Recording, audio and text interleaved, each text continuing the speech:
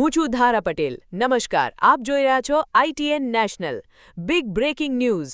ભવિષ્યમાં ઓલિમ્પિક અને Commonwealth Games જેવી આંતરરાષ્ટ્રીય સ્તરની મેગા સ્પોર્ટ્સ ઇવેન્ટ્સ માટે અમદાવાદમાં અત્યાર સુધીની સૌથી મોટી રોડ વિસ્તરણ અને બુલડોઝર એક્શન સામે આવી રહી છે. અમદાવાદના પશ્ચિમ ઝોન એસ્ટેટ વિભાગ દ્વારા સાબરમતી જનપથ 3 રસ્તાથી સીધા નરેન્દ્ર મોદી સ્ટેડિયમ તરફ જતા રોડ પર રોડ લાઇન અમલીકરણ માટે મેગા ડિમોલિશનની કાર્યવાહી શરૂ કરી દેવામાં આવી છે. બિલકુલ ધારા.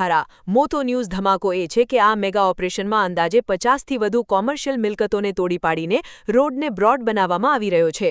તંત્ર દ્વારા અગાઉ તમામ મિલકત ધારકોને કાયદેસરની નોટિસ આપવામાં આવી હતી. આ પ્રોજેક્ટ હેઠળ હાલનો માત્ર 18 મીટર પહોળો રોડ વધારીને સીધો 61 મીટર એટલે કે એક આંતરરાષ્ટ્રીય સ્તરનો હાઈવે જેવો રોડ બનાવવામાં આવી રહ્યો છે.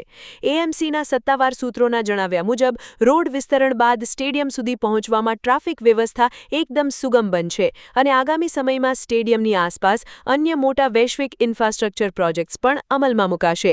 અમદાવાદથી અમારા સિનિયર રિપોર્ટર કલ્પેશ ઠાકરના ગ્રાઉન્ડ રિપોર્ટ સાથે ITN નેશનલ, ગુજરાત.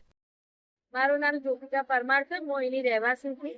હું અહીંયા ન્યાય માટેનો અવાજ ઉઠાવવા માંગુ છું. બસ હું અવાજ અહીંયાનો એ જ કહેવા માંગુ છું કે અહીંયા દુકાનો વર્ષોથી છે, લગભગ તો 50 થી 60 વર્ષ જૂની દુકાનો છે, રહેવાસી છે. હવે એમ કહેવામાં આવે છે કે દુકાનોવાળાને હક દેવામાં આવશે નહીં.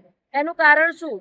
એનો એક સવાલ છે કોર્પોરેશન AMC દ્વારા કે આજે સત્તાને આગળ લાયા પછી શું આ જ દિવસો જોવાના હતા કે આજે આ દિવસો જોયા પછી અમારા આ જ રિઝલ્ટ હતું તો અમને ખબર હોત તો અમે સત્તાને કોઈ વોટ જ ના આપત. આજે પબ્લિકને દબાવવામાં આવી રહી છે, થોડું કરીને તોડવામાં આવી રહ્યું છે.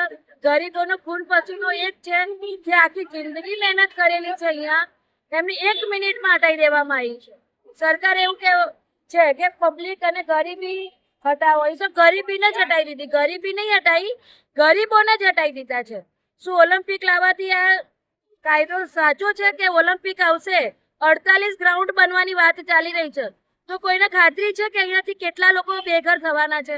જે બજારો છૂટક મજૂરી નોકરી કરવા વાળું છે, જે સરકારી સ્કૂલોમાં બાળકો ભણે છે, વાસણો ઘસવાવાળી બહેનો, બધી આ પબ્લિક ક્યાં જશે? આનો હક કોની જોડે લડવાનો અમારે અને કોની જોડે માગવાનો? કોઈ ઉચ્ચાર, કોઈ જવાબ, કોઈ અહીંયાનું અધિકાર કે કોઈ એવું કહેવા વાળું નથી કે હું બેઠો છું અહીંયા કે તમારા સપોર્ટમાં.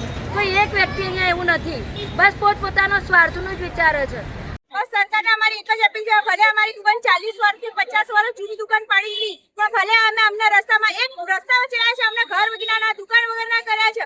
અમારે એક દુકાન સામે જોઈએ એટલે જોઈએ બસ. અમારી પોતાની દુકાન નથી. આજે 40-45 વર્ષ થઈ ગયા.